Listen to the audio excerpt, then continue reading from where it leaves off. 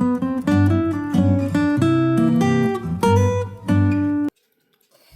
friends, it's day number 3 of our 12 treats of Christmas. Today we are just going to decorate some Oreos to get them all festive for the Christmas season. Really simple and just a fun activity to do.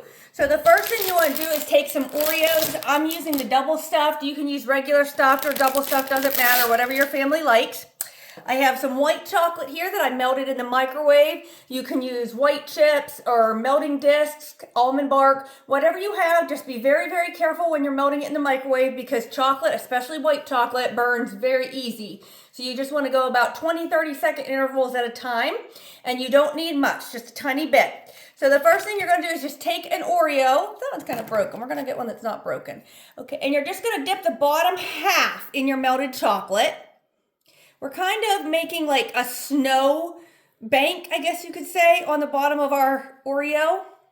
And then I'm just going to set it here. Oh, I have my plate buttered, and we're just going to set it there. So again, just take your Oreo, dip the bottom half. You can kind of roll it so it's not a perfect line going across.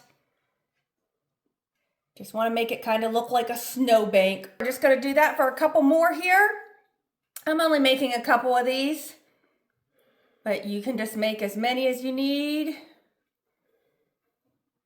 And then we're just going to set this in the fridge for just a few minutes until that white chocolate sets up on the Oreo. Okay. We'll let those set up and then we'll be back to show you the next step. So our Oreos, the white chocolate is nice and set up on those now. So now I took some of the green candy melts. You can get those at Walmart or whatever, just the little discs. These were just green ones. I put them in the microwave, very low power, stirring every couple seconds. Now I'm going to take some of this green, and I just have a snack size Ziploc bag, and I'm just going to put this melted chocolate in here and try to get it down to one corner mostly. Or if you had a pastry bag, you could do that. This is kind of the messy part, but you just got to try to get it down to one corner. Because we're making a makeshift pastry bag. You really don't need that much, but it does take a little bit to try to get it all bunched up in the corner there. So, all right, so we're just going to set that aside for a second. Let me take off my hands here. All right, so now I'm just going to really squeeze that down to the one corner. Okay. Now what I'm going to do is I'm going to take my kitchen scissors here and I'm going to snip the very, very, very bottom corner. Just a tiny, tiny little bit of it. So now what we're going to do, let me just take one here. I'm just going to do a zigzag line to resemble a tree. So just start bigger at the bottom and then get smaller as you go up. Okay? Do another one. I think I got my hole even a little big on the bag. I'd like it to be a little smaller, but it'll be fine. Once we're all said and done, it'll be great. Okay? So you can tell we're making a little Christmas tree on the Oreo. Okay? So now what we want to do, I want to take a few nonpareils and just sprinkle a few on each of those on the tree part. So that looks like we have Christmas lights on our tree. Just kind of shake off the excess here. All right, and then I had these little star